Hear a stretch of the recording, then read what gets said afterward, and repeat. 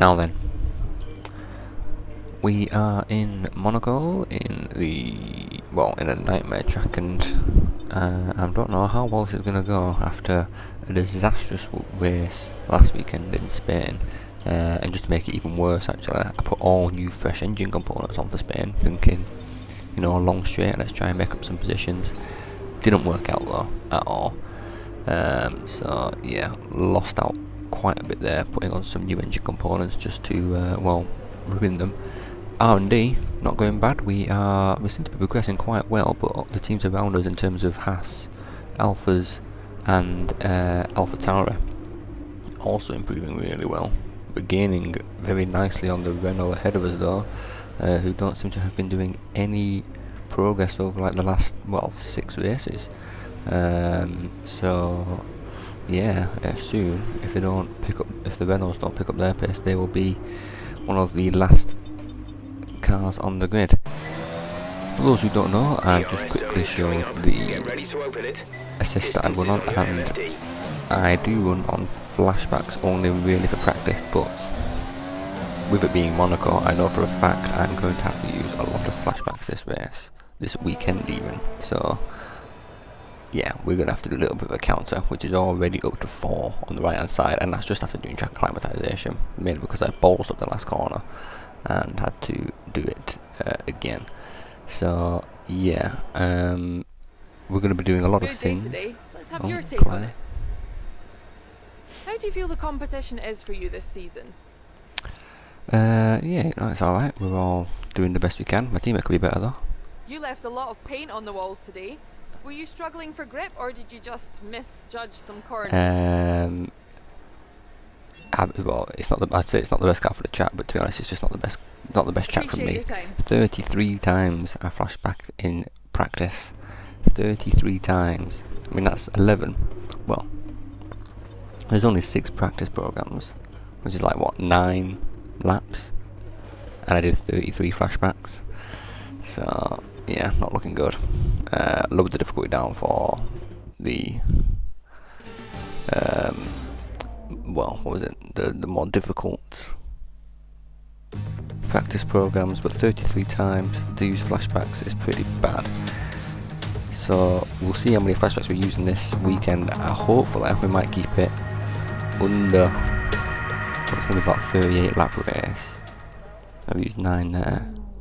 That's going to be about 120 in the race. I haven't even done qualifying yet. So if we can keep it under 150 flashbacks for a whole weekend, then that might be okay. But we'll see how we do as we're in quali. And we haven't crashed into the first corner. It is a miracle. We're 8 seconds in and we haven't crashed. 10 seconds in, we've crashed.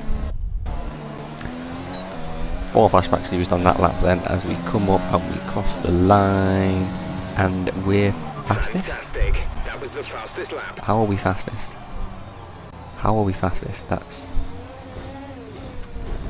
Come on, Norris. What has happened? I did... Difficulties, right?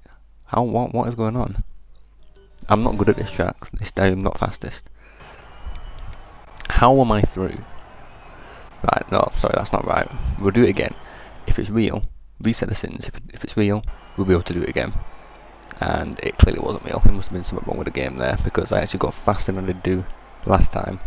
And I'm out. But amazingly, Boccolacci through. Perez knocked out. But Boccolacci through to Q2. So good on him. That's something I think I've only managed to do once. I haven't done it twice now. I can't remember, but Boccolacci through to Q2 is absolutely brilliant on a track where you can't overtake. Perez out, and I am 20th after a little glitch in qualifying. 44 flashbacks already. Formula One returns to Monte Carlo once again today, home to the world-famous Monte Carlo Casino, first opened in 1863. And of course, a certain road race, first held here in 1929. There's no greater an occasion, no more valuable a win than the Monaco Grand Prix. We're on the French Riviera once more this weekend at the 2-mile-long Circuit de Monaco. The cars climb around 40 metres up through Beau Rivage, onto the casino, and then descending down towards the harbour through Sector 2. It's a very short run from pole position to the first of the 19 corners here, 7 to the left and 11 to the right. There's one single DRS zone as well, so don't expect that to make overtaking any easier today. And as always, a man with plenty of racing experience joins me in the commentary box. Today it's Anthony Davidson. Tell me, Ant, you're no stranger to surviving the melee of Turn 1. So how do you keep out of trouble when there's so much going on around you? There are three main things to worry about there, Crofty. Positioning, awareness and discipline. First, you have to put your car in a bit of space and make sure you have room to react to what the others are doing. Then you have to watch your mirrors and listen to the sounds around you to get a sense of where everyone is. And finally, just don't get too greedy. Just because a gap exists doesn't always mean you should go for it. With the race minutes away from starting, here's what today's grid rundown looks like. Lewis Hamilton lines up on pole position, and it's Valtteri Bottas that completes the front row. As we continue through the rest of the grid today, we have Leclerc, Vettel, Alexander Albon, and Ricciardo, Stroll, Ocon, Kvyat, and Carlos Sainz. Gasly, Grosjean, Max Verstappen, and Raikkonen, Norris, Boccolacci, Sergio Perez, and Antonio Giovinazzi, Russell, the engineer, Magnussen, and Nicholas Latifi. Now, it's almost time for lights out, so let's go down to the track. We need to do better than last race. Get out there and show the team what you're capable of. Good luck. I know, Jeff, we really do need to do better than last week. It was not good enough, but we are in P20 on a track that we can't overtake on, really. On a track that I'm not very good on. So we'll see how well we do. Yeah. Boccolacci, 16th. So he didn't improve in Q2, but that's pretty good. And Valtteri Bottas is, for once, not on pole position, so Lewis Hamilton will be hoping to get away and close the gap. It's 5 lights and we're off. And it's a very good start, as per usual, as we are already up ahead of Russell. Who's this? Giovinazzi on the outside. I cut the corner completely, but there's not much space around there. Giovinazzi settles back into 19th. Or Giovinazzi settles me back into 19th even. So, usual, very good start as we get past Russell on a very windy track. They were saying in practice, whoa, dear me, as everyone's backing up and I'm bunny hopping along the wall. I don't think I can really go around the outside here, but I'm going to try it. Yellow flags, that's just because everyone's going so slowly. Contact with Giovinazzi all the way around the corner. I don't have wing damage. I don't know if Giovinazzi does, but we've somehow have come ahead of it in 18th. Yes, we were saying before the race in one of the practice sessions that, well, Jeff was saying that the track is all about confidence and speed comes second. If you're confident on the track, you'll find speed. Well, I am not confident on this track in the slightest. I think playing on pad and having very twitchy analog sticks makes it, well, makes all the walls that little bit closer. But we've almost completed lap 1 and we haven't used a flashback in the race. What a miracle. 1 lap done, no flashbacks. That's bloody mad, that is. At this rate we might even get it under 100. We've already picked up a warning though, so we might end up with some penalties for corner cutting, but we've already in P18 not used a flashback.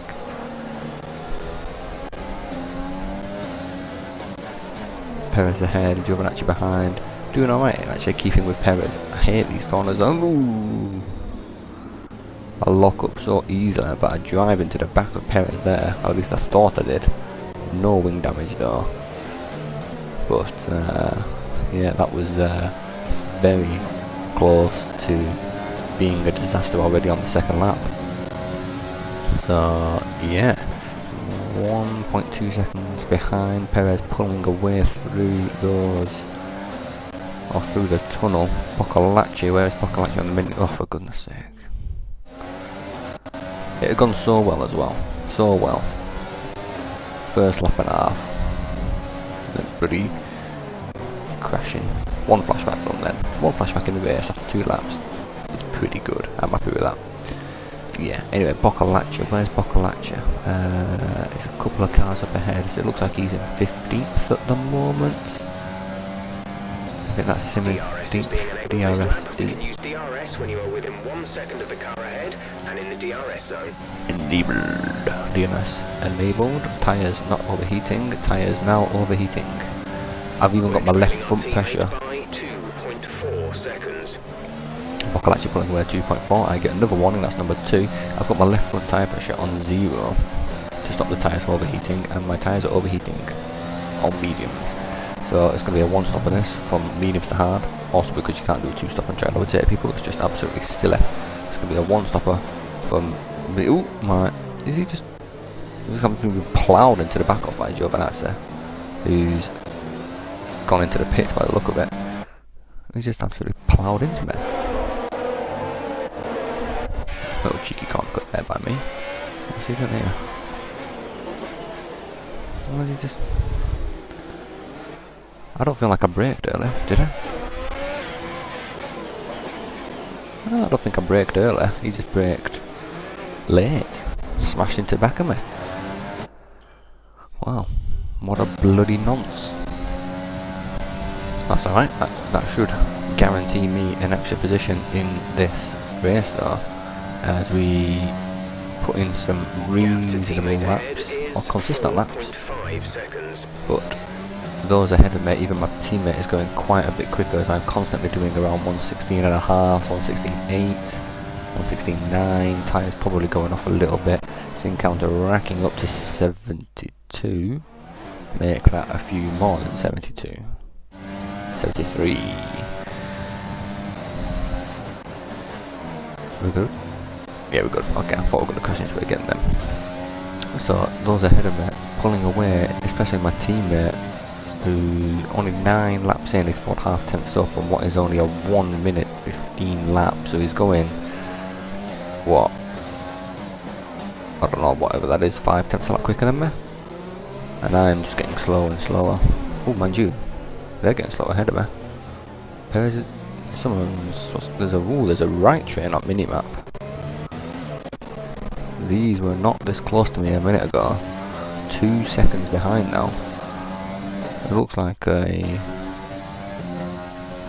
I went on to pause to see what was going on, it looks like the Toro Rosso of someone is causing a huge train. You got one Toro Rosso, McLaren, another one. The car in front is 2.6 seconds. 2.6 as I cut another corner and get a penalty. Let's undo that. There's a train ahead, and it is causing a big... Oh, for God's sake, what is going on here? I think I'm stuck. Oh, I think I'm right... Oh, for God's sake.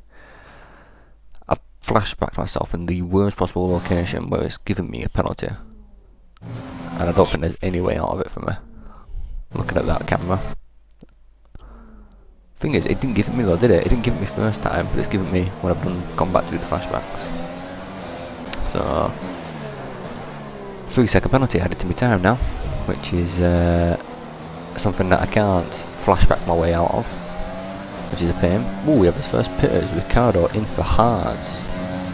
So he's gonna, well, he's queued up onto backup people already, so that's gonna slow him down. I think he's pitted a bit too early there. He should have waited for everybody else to pit. Jeff wants me to change to a one-stopper, or a non-stopper, which is just silly. What is he thinking? But yes, 2 seconds behind Perez. There's a massive train going up ahead. I got cut off because I kept flashbacking. And I am not really gaining any quicker, so I've decided now is probably the best time to dive into the pits, put on some fresh tyres, put in some better laps, and possibly get a jump on some of those in that train up ahead.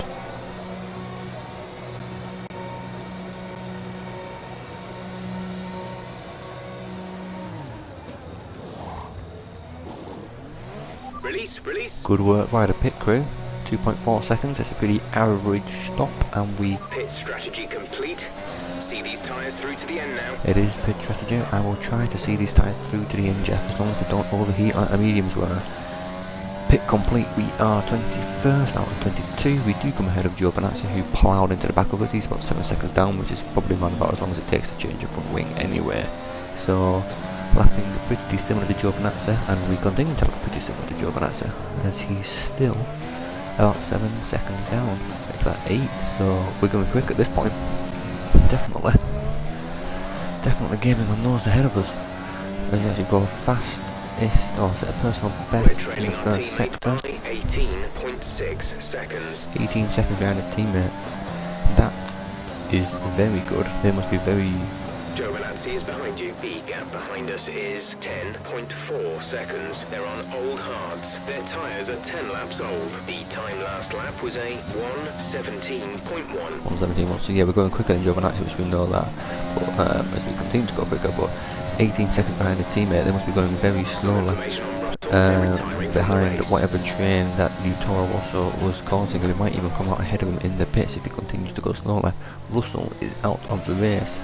Yet to have a safety car yet this season, as we're in Monaco, the most likely place to have one. Ahead is 18.0 seconds. They're on old mediums. They're in 10th. The time last lap was a 1:16.6. 1:16.6, still 18 seconds behind his teammate then.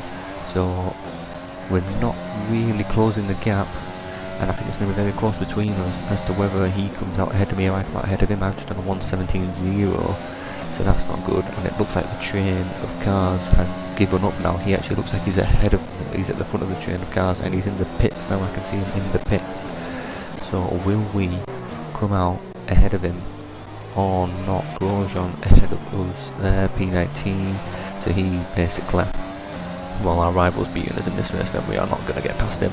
There's Norris, there's Boccolacci ahead of me.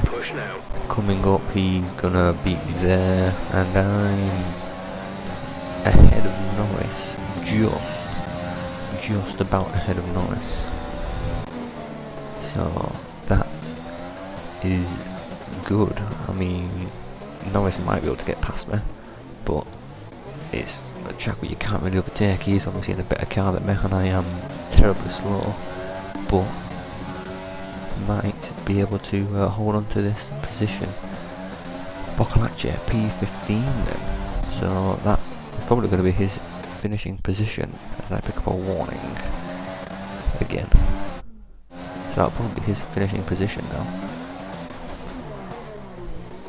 Come round 1.8 behind, 2 seconds behind Boccolacci as we cross the line. 1:17.2, not very good. And I'm just going to leave this here for now for you to enjoy my shitness.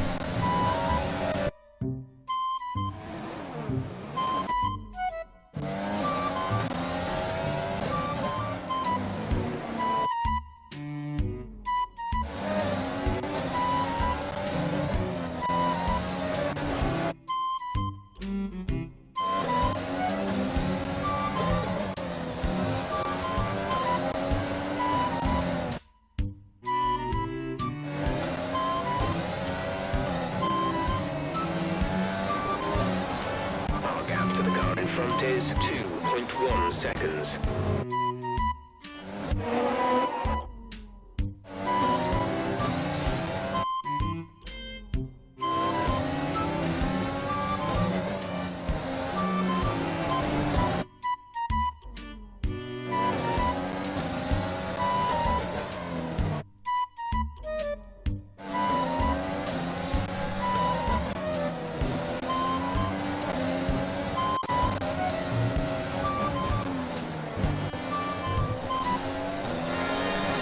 Then.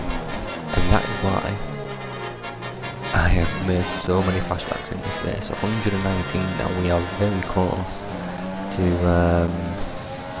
well, having 100 flashbacks in the race alone. We've still got a third of the race left. We start even lap 23 and now we end lap 23. Yeah, still got a third of the race left. We're just shy of the 100 mark, and it looks like we're actually being lapped as well. Who's this one by? Oh, this will let me know who's in the lead. Who's in the lead? Hamilton. Hamilton is leading. That's good. Bottas must be further down then. In fact, what tyre is Hamilton on mediums there? I didn't actually quite see, but if he is, he's Might have to stop again. If he's decided to run mediums. 7 flashbacks off 100, but we're going reasonably now. There's not much happening. We are pretty far behind Boccolacci, who's just pulling away from us. Norris is behind us, but he's not really doing anything. He's just ramming into the back of me, just like Giovinazzi did. Why is he ramming into the back of me? Unlike Giovinazzi, though, he's not pitted, so his wing damage must not be that bad, which is actually really good for me because I can pull out a bit of a distance. The car behind is dropping back by about 3/10 a lap. Well, you say he's dropping back, I don't think he is, but he will be doing from now on. He's just rammed into the back of it. That's the second car that's done that. I mean, I know I'm not confident on the track, but I don't feel like I'm going terribly slowly braking into it. It's just a corner where it's very easy to lock up, so you brake that little bit earlier. But the AI seem to go flying into it, braking whenever they want, and subsequently ploughing into the back of me. Norris is now. Let them past when you can. Norris is now 3 seconds behind me, albeit he has been lapped, so he's had to let Bottas go, which I have just done as well, which puts him, oh for God's sake, puts him 2.2 seconds behind, or it did. He's now 4.9 seconds behind, but Perez is past, so Perez is going to gain up on me, probably in the last few laps of this race, I would assume. However, it's probably, well, increasing by a second a lap, I would say he's probably going a second a lap quicker than me. He's already 1.3 behind, less than a second behind. At the current pace and fuel settings, we won't have enough fuel for the end of the race. Consider lowering the fuel mix. Shut up, Jeff, I've got plenty of fuel. It says minus 0.2, but laps, I'm only going to do 38 laps. Plenty of fuel. And here we are, and Perez already, just as expected, as we've gone over 100, we are now 103 flashbacks in the race. Absolutely, it's happened again. Perez has run into the back of me and dived into the pits. There's 5 laps of fuel remaining. Why is everyone crashing into the back of me on that corner? Well, that basically should end the race now. Norris is 3.5 seconds down. Actually, he's gaining a little bit, so I must have been a bit slow. 3 seconds down, but not going to be any challenge here now, as everyone's got wing damage, and as soon as somebody gets near me, apparently they just crash into the back of me, by the looks of it. Lewis Hamilton has won the race. Looking at the mini-map, Valtteri Bottas has come over in P2, followed by one of the Ferraris. So Hamilton will be happy to close in the gap to Bottas just that little bit, going into what is going to be a bit of a European break with Baku and stuff. We've done better than last week. It's P16 instead of P20, but it's 117 flashbacks in the race. That's the end of the race. We'll see you in Parc Ferme. Sorry, I meant that 119 flashbacks in the race. Invisible Verstappen gets driver of the day. That's it then for another nail-biting Monaco Grand Prix. We were on the edge of our seats the whole time, but they've come through to take a stunning victory.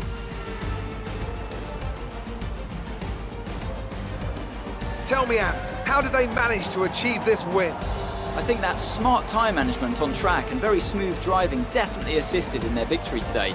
That combination meant they got the absolute maximum out of their tyres at all times. After an excellent performance at the Grand Prix, I'm sure there'll be plenty of celebrations tonight amongst the Mercedes team, and they certainly deserve it.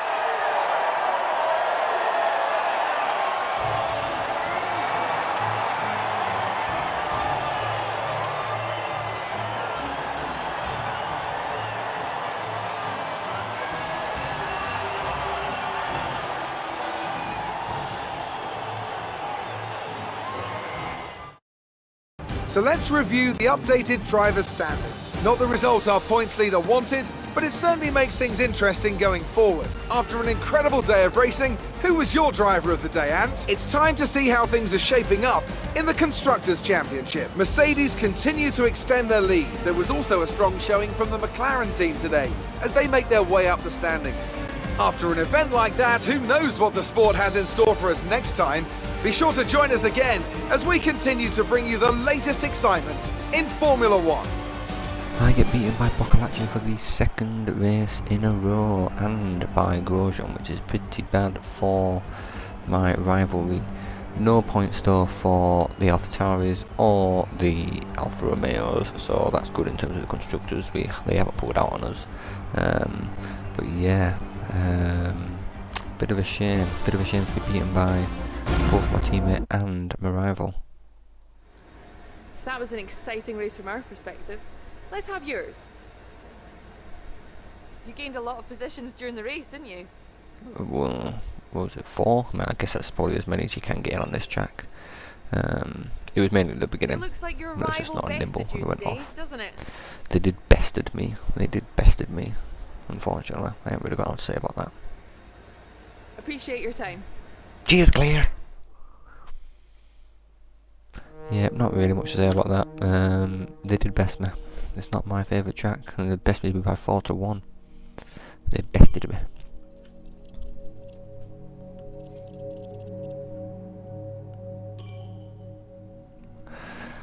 We get money! Finally, we get money. We've just not been getting our sponsorship bonuses, our sponsorship bonuses these last few races. Just not been getting them because Claire hasn't been asking us any Morning, questions. boss. This week's income from the sponsors has cleared, and we're making good profit against our running costs. We are. It's possibly the first time we're actually making good profit against our running costs. Probably getting 2 lots of sponsors coming in. So yes, bloody good. 9 days of activities to do. So funded team events, do some race sims, and we'll do a bit of second driver PR, try and improve our second driver's rating. Although he has beaten me in the last 2 races, we'll keep improving him. I recommend we go for something like this. Jeff thinks I should go for something like this. I'm going to put on a durability one, I think, because it's always good to have a durability one in there. Obviously I'm going to be here for a long time. I'm not going to be leaving this team. This is my team, so we might as well make sure we've got the most durable car we can, and then start focusing on pace. We've actually been really good in terms of durability. Not one DNF yet this year, not even for Boccolacci, so really good in terms of durability. But as always, actually after that, although we've had an upgrade come on, the chart's saying that we're now behind Haas, so they must have had some updates going as well. But it's off to Baku next, a track that I actually enjoy, instead of this terrible one, which I really don't enjoy. So Baku next, hopefully some points again. We'll try to do something a bit better, and if for whatever reason you like me using flashbacks, please like and subscribe.